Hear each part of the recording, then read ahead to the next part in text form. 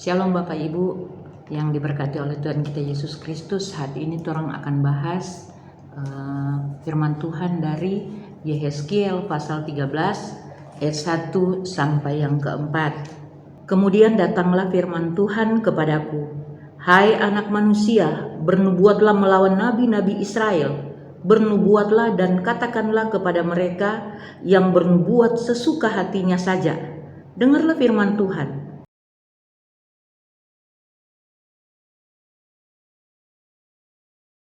Beginilah firman Tuhan Allah, celakalah nabi-nabi yang bebal, yang mengikuti bisikan hatinya sendiri, dan yang tidak melihat sesuatu penglihatan.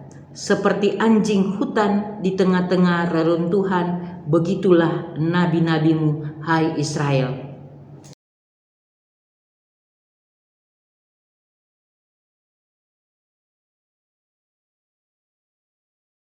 Saudara-saudara yang diberkati oleh Tuhan kita Yesus Kristus, orang lihat di sini bahwa pembacaan kita saat ini bahwa Tuhan sangat murka. Tuhan murka kepada siapa? Tuhan murka kepada nabi-nabi palsu. Di sini dia sangat murka karena nabi-nabi itu menyampaikan hal-hal yang bukan dari dia. Maksudnya firman Tuhan yang bukan dari Tuhan. Dia menyampaikan firman itu melalui pikirannya sendiri atau ramalannya sendiri. Contohnya begini, misalnya orang datang ke gereja, kemudian ada pelayan Tuhan yang menyampaikan, orang harus kasih persembahan atau orang harus kasih perpuluhan, maka orang hidup diberkati. Benar enggak kalau itu diberkati? Sedangkan kalau di Ulangan 28 dikatakan di situ bahwa berkat Tuhan bukan dari kita orang kasih persembahan. Coba orang baca ya, lihat di Ulangan 28. Tuhan bilang begini, jika engkau baik-baik mendengarkan suara Tuhan Allahmu dan melakukan dengan setia segala perintahnya yang kusampaikan kepadamu pada hari ini, maka Tuhan Allahmu akan mengangkat engkau di atas segala bangsa di bumi.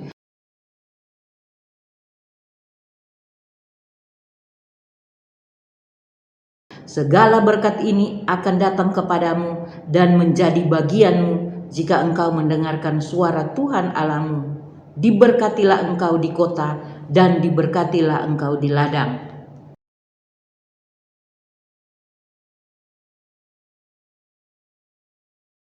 Jadi yang dimaksud Tuhan ini, kalau orang mendengarkan Tuhan, suara Tuhan, orang lakukan, barulah orang diberkati.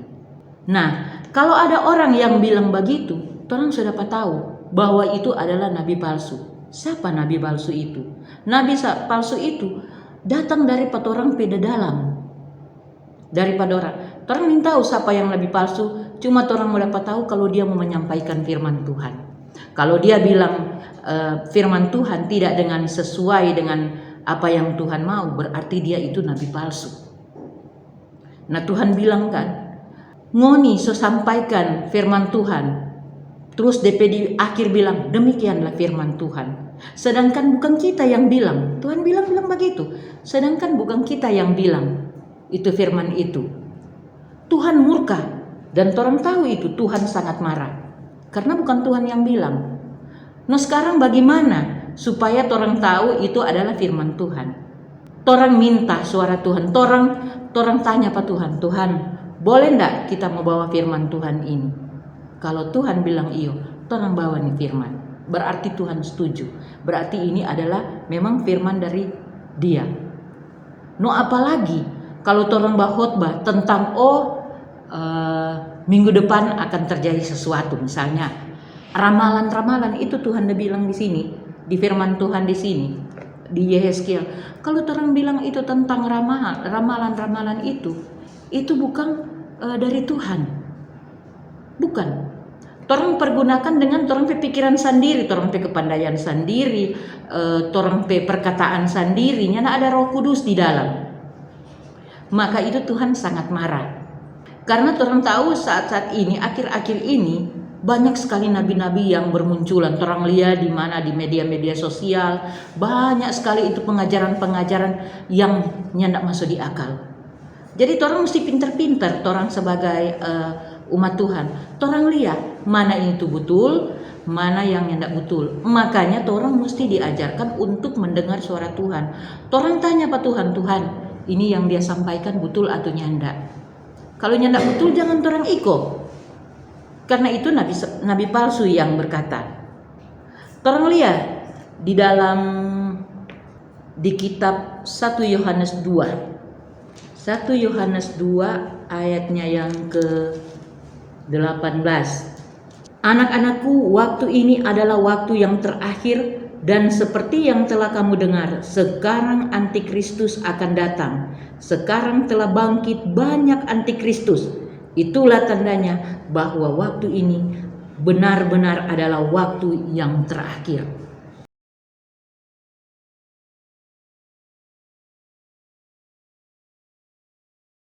Apa itu antikristus? Antikristus itu adalah nabi-nabi palsu. Dorang bilang Tuhan bilang begini, mar dorang sendirinya nak melakukan. Jadi itu adalah nabi-nabi palsu.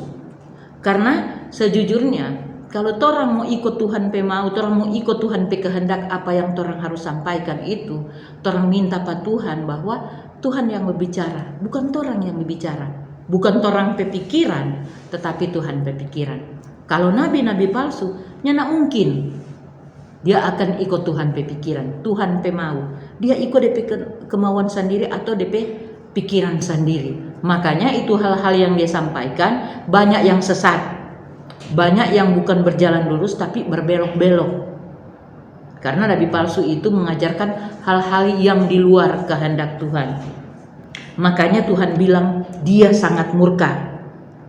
Kemudian kita lanjut di ayatnya yang ke-6. Penglihatan mereka menipu dan tenungan mereka adalah bohong. Mereka berkata demikianlah firman Tuhan, padahal Tuhan tidak mengutus mereka, dan mereka menanti firman itu digenapinya.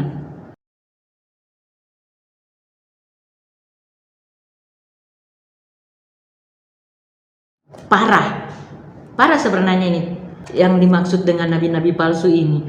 Dorang kasih bilang pada orang bahwa ada penglihatan yang menipu atau ramalan-ramalan yang menipu. Terus DP terakhir dorang berharap pada Tuhan bahwa firman ini akan digenapi. Coba orang pikir bersama, apa ini akan digenapi oleh Tuhan? Nyanda akan Tuhan mau genapi ini firman, karena firman ini bukan berasal dari Allah, melainkan dari dirinya sendiri. Kemudian di ayatnya yang ke-7, bukankah penglihatan tipuan yang kamu lihat dan tenungan bohong yang kamu katakan, kalau kamu berkata demikianlah firman Tuhan, padahal aku tidak berbicara?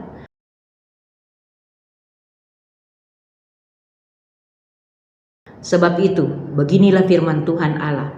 Oleh karena kamu mengatakan kata-kata dusta dan melihat perkara-perkara bohong, maka aku akan menjadi lawanmu. Demikianlah firman Tuhan.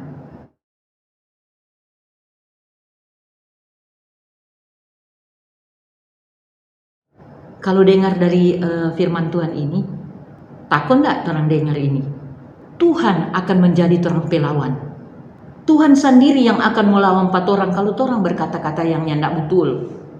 Orang menyampaikan yang firman betul. Jadi hati-hati Bapak Ibu, saudara-saudara sekalian, kalau orang membawa firman Tuhan. Orang menjadi pelayan Tuhan, orang harus berdasarkan dari Allah Bapa. Kalau orang mau bawa firman Tuhan melalui orang pe pikiran, orang pe mulut, asal-asal buang, asal-asal bicara, kok itu bukan daripada Tuhan. Tuhan murka. Bagaimana supaya orang menjadi pelayan-pelayan yang taat sama Tuhan? Bagaimana supaya orang membawakan firman ini dengan baik dan sempurna? Orang tentunya minta pada Tuhan, tolong kirim Roh Kudus buat saya. Hari ini saya akan membawakan firman Tuhan. Ikat lidah saya, biarlah lidah Tuhan yang berbicara, sehingga ini benar-benar dari Tuhan. Karena banyak sekali ini nabi-nabi palsu yang bermunculan, maka kita sebagai jemaat orang tahu harus memilah mana yang benar, mana yang salah, mana yang kehendak Tuhan, mana yang bukan kehendak Tuhan. Karena orang masing-masing yang menyampaikan firman Tuhan diberi Roh Kudus, orang juga sebagai pendengar diberi Roh Kudus. Jadi orang tahu, orang bisa menilai mana yang salah, mana yang benar. Nah, saudara-saudara yang diberkati oleh Tuhan kita Yesus Kristus, dari kesimpulan firman Tuhan ini saya ambil, marilah kita menjadi pelayan-pelayan Tuhan yang menurut kehendak Tuhan, yang sesuai dengan kehendak Tuhan, bukan menurut keinginan kita atau dengan pikiran kita. Sehingga kita menjabarkan Injil Kristus ke dalam dunia ini, itu bukan menjadi batu sandungan, tetapi menjadi berkat bagi banyak orang. Sehingga banyak orang yang setia mentaati kepada Tuhan, sehingga banyak sekali orang-orang yang terpanggil dan setia mengikuti Yesus melalui pemberitaan Injil Tuhan bagi kita semua. Amin.